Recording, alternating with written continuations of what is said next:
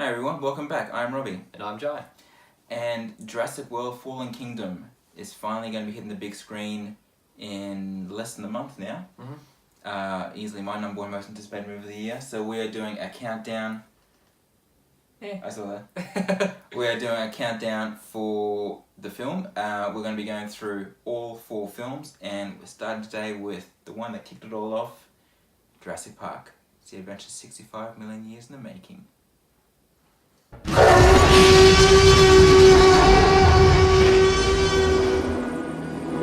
it is.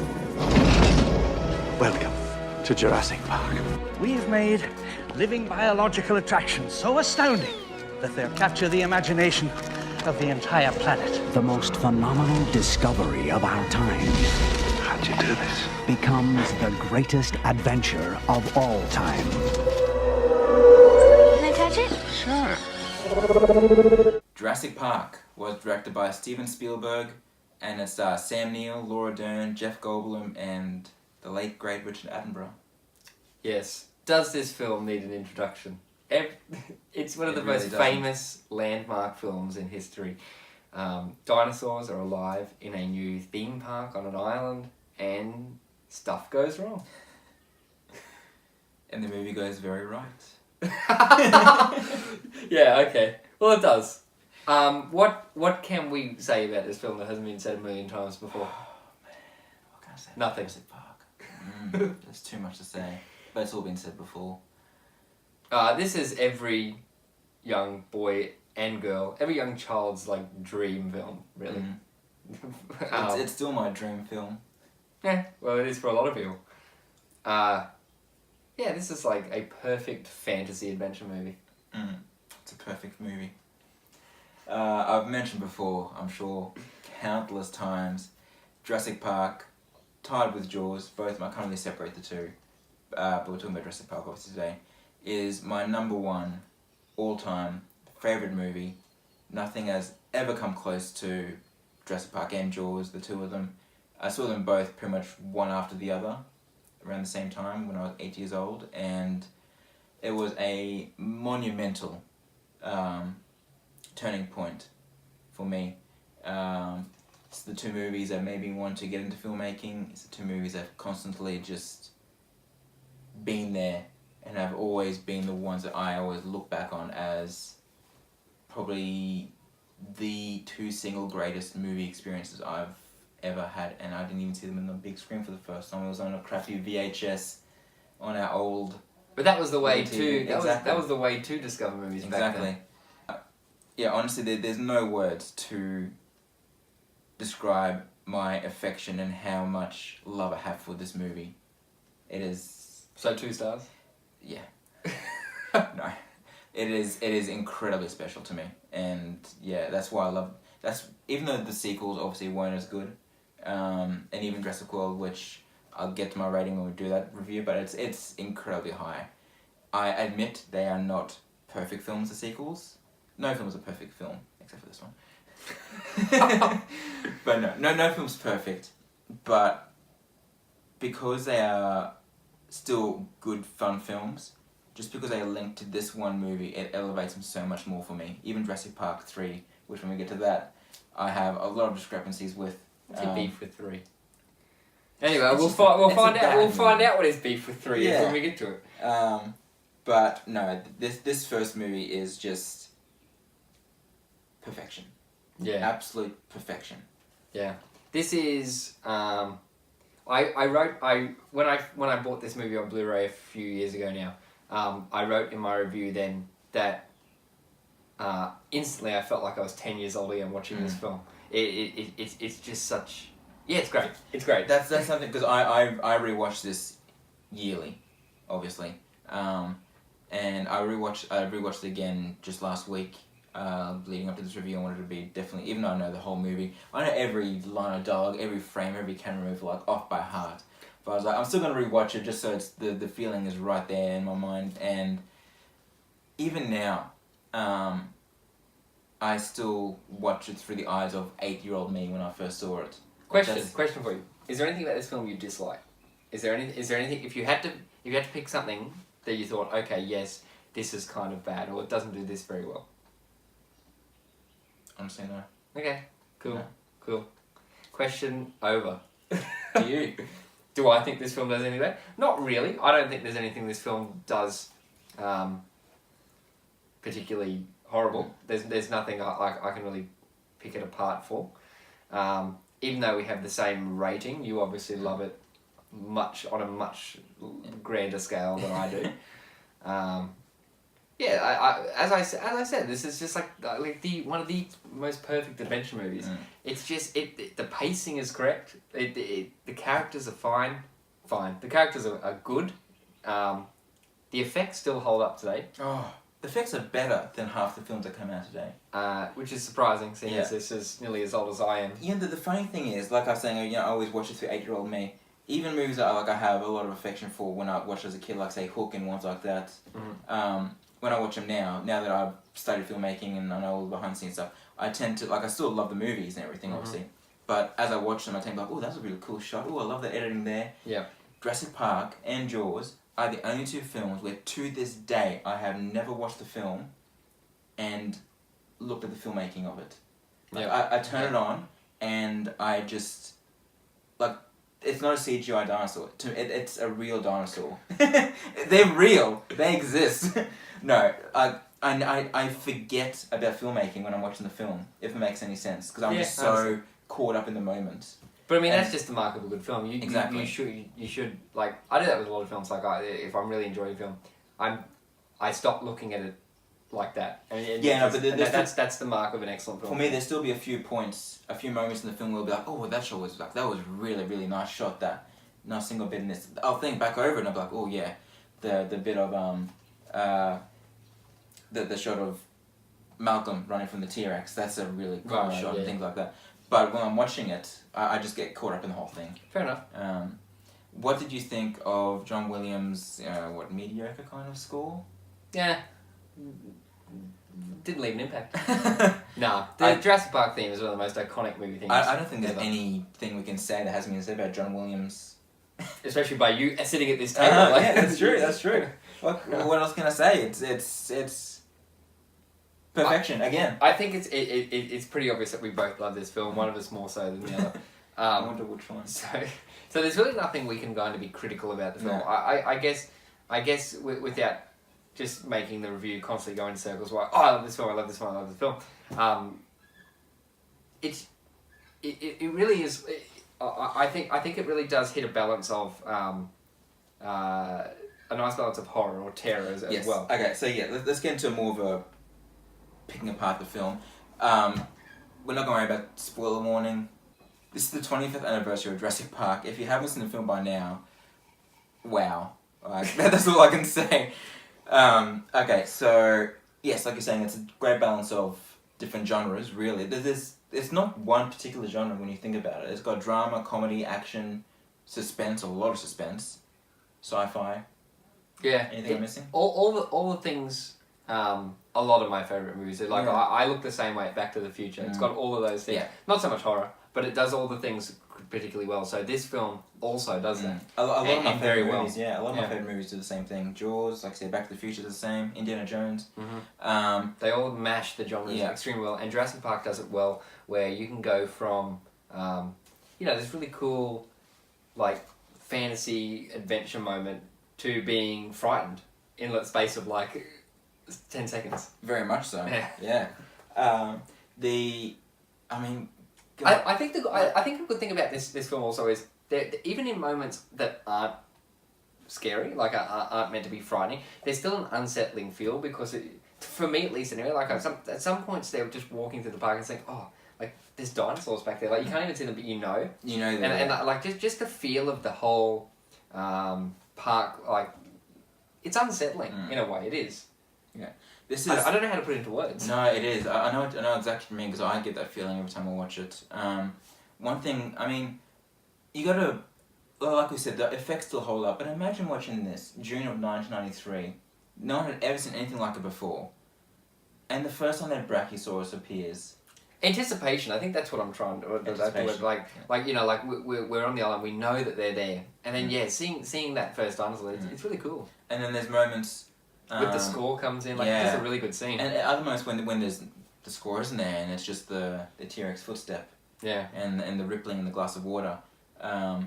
It's fantastic. What I love as well about with this film is that it's not just... firstly, it's not a monster movie because Spielberg made it very... He made a point of not making them out to be movie monsters. Mm-hmm. He wanted to portray them as animals. Right. Very big, very scary, very dangerous at times. Right. But they're still just wild animals. Okay. And he never portrayed them in a light of Godzilla or King Kong or anything like that. Yeah. He made a very clear point of that, and you can see that because, if it was a monster movie, every dinosaur would be out to get them. Yeah. And here, obviously, yes, the predators are obviously the more dangerous ones, but they're not always after them. You think the Gallimimus stampede, or you can call that a stampede. Well, they're just run. Yeah. The T-Rex goes for them, and the kids and Alan Grant are there, barely 5 meters away from the T-Rex while it's eating. Yeah. But it's busy eating So they do try and really stick with animal behavior, which I really like. They portray them as real. You're right. Which they were real existing things. They're not made up, obviously. But that's one aspect I really loved about it. But what I was going to say before was there's more to it than just a survival film. There's a really deep message in the movie. This whole man versus nature debate, which they really bring to light in that really amazing table scene just before the tour kicks off. Right. When you got Hammond at the head, and then you got Aliens, Sam Neill, Alan Grant. And this whole tone of the film seems to really be drilled in Jurassic World, and the new one seems like it's going in that direction Which as well. I love, so, yeah. And that's one of my gripes with Jurassic Park 3, that it purely is just a monster movie. True. Lost World really is. Lost World doesn't do that as much. It does amp up the suspense and the thrill and the adventure aspect of it. Obviously, we'll get into it more later, but there is still more of a morality tale in Lost World. I think that's just Jurassic a testament to this film that after 25 years, it still feels extremely fresh. Definitely. It doesn't feel aged at all. And the science still feels so credible. You Yeah. watch the debrief on how Except they the get... computers. That's true. The technology That's true. has weakened. We don't have the little the CD-ROMs. You didn't say the magic word. No one says hacking anymore. Yeah. Oh, you can't kind of do, I guess, but not in the terms that they use in this movie. Yeah. But the science feels very... There's a sense of credibility to it all, even though it's completely far-fetched when you think about it. The way they present it, the mosquito blood using dinosaur DNA and the amber and everything. When I was watching, I was like, yeah, why don't they just go make a dinosaur in real life? Yeah, it wouldn't work. One thing that really annoys me in this movie, about people talking about the movie, is when they say, oh, there is no character development in it. Like, okay, in the first hour, you get 5 minutes of Brachiosaurus, if that. You get a minute of Triceratops, and that's it. For an entire hour, it is the characters that drive in this film, and yet you are still completely, totally invested in the movie up until the T-Rex makes its appearance. I was about to say, I understand if people think there is no character development, because the characters don't really change or go through any life affirming moment in the film. But you're right. But you're right, because it is not boring. Like, it is not a boring film. So, like, up until, like, you're not sitting there going, oh, where are the dinosaurs? Like, what the hell is this movie? Yeah. And there is character development. John Hammond goes through a major character arc. He goes from being this optimistic, visionary, I guess, guy. Yeah. And then you have that big turning point, 3/4 way through, when he has that one-on-one chat with Ellie. Yeah, true. And at that point, at the beginning of that scene, he's still the Hammond from the beginning of the film, where he's like, next time we can get it right. We know what to do. And she's saying no, like, because there's no respect for everything. And true. And you can see his face; he just changes in that moment. And then the very next scene, he's a different person. Yeah, right. I mean, Samuel L. Jackson has character development. He loses an arm. Oh, poor Sam Jackson. The chain-smoking poor Sam Jackson. We haven't mentioned the greatest character in the entire film, Dennis Nedry. He's Oh man, he's something. I just see Newman. It's just Newman. It's just Newman on the island. But the thing with this film is that, which like a lot of great films, you can't take out any single character from this film and not affect it. Every character has a big part to play in the film. Yeah, whether it helps small that or the big. cast isn't that huge either. So like, yeah, Very much so. But even things like the lawyer, Gennaro, like he's got a important part to play in the film. Obviously the main four, Malcolm, Grant, John Hammond and Ellie. But the kids as well, Lex and Tim, and the game warden, I always forget his name, I don't know why, because Muldoon. yes, I don't know why I keep forgetting that name, it's an easy to remember name. Muldoon. He's got a great role in the film as well. And the poor guy, he has one of the most the poor guy, one of the most brutal deaths in the entire film as well. But yeah, I mean, there's so much to love about this movie. I know you could as well, but I definitely could keep talking about this for hours and hours and hours and hours and hours I know. until next morning. So I guess the last thing I was going to say before, when I was talking about Lex and Tim briefly, Spielberg did a very clever thing with this movie where he obviously wanted to appeal to the adults in the audience, and he wanted to appeal to the child in every single adult in the audience, but he also wanted to appeal to the children who are actually part of the audience, the actual kids. Yeah. And you know, a generation who would look at the film in a completely different way that any adult could ever look at it. And I know we both count ourselves like one of the lucky ones who got to see it as children for the first time. Because when you see a movie like this for the first time, like, were you obsessed with dinosaurs when you were a kid? Oh, I was. Yeah, we were both. Yeah. You know, when you're a kid and you're obsessed with dinosaurs and you go see this movie where you have no knowledge of filmmaking, you don't know who Steven Spielberg is, you don't know who these actors are, you know, you watch them and it's Malcolm, Grant and Ellie. Yeah. Like, I didn't know who Sam Neill was when I was 8 years old. No, and the movie is about the dinosaurs. Back then, it's like, well, these sure. dinosaurs. Because I'd seen a few other, like I'd seen Raiders and all those. I'd seen the name Steven Spielberg, but nothing. It didn't stick to me. After this movie, it stuck with me. Yeah. But before then, none of that came into play. So you're watching it just completely just mesmerized as a young kid, and I think that's something that our generation can take forward every time we watch this film that no other generation can. Yeah. Kind of like us with Jumanji, we were talking about that. I mean, there will be kids who are shown this when they're younger. For sure. And they can grow up on it as well. Yeah, exactly. But no, I'm saying, sorry, when I'm saying no older generation, I'm saying the older generations and us. Of course. Sorry, that's what I meant to say. But yeah. So, but yeah, it really is. It really is something special to see this as a kid. Absolutely. Definitely. Have you seen this on the big screen? I have never. Oh, No. it's incredible. I've seen it a number of times. When they released in 3D, I saw it like 7 times. Yeah, I've never seen it on the cinema Yeah. screen. All right, so should we jump into final thoughts and star ratings? Yeah, I mean, do you want me to go first? Sure.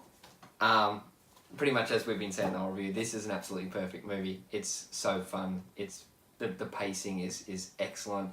It's terrorizing. It's fun. It is a fun film while remaining all these other genres that we've said. Easy 5 stars for me. Yeah, following on from what you're saying, pretty much everything what Jye said times a million. This 5 million stars. 5 million. 65 million stars. Ah, okay. That's going back in time. So Yeah, minus 65 million stars. Ooh, it's a bad review. Yeah, I can't really say anything else that I haven't already said just to show how much I love this movie. It's amazing. Absolutely amazing. I love it to death, and no movie will ever top it, ever. And yeah, will always have a special place in my heart, really, this one. 5 stars. Universal Pictures presents You feel that? Hold on to your butts. a Steven Spielberg film. This is a feeling all over the park. Yeah, that's nice. Gotta go. An adventure. Look out! No! A can't get Jurassic Park back online. 65 million years in the making. Jurassic Park. Alright guys, those were our very obvious thoughts on Jurassic Park. Let us know what you thought of the film. Did you love it as much as we do? Or as much as Rob does at least? If so, let us know. We love hearing from you. Keep an eye out for the next film, The Lost World, Jurassic Park, as it's fully known. Yeah, I'll be interested to see that one again and delve into what we think. Until next time, see you at the movies.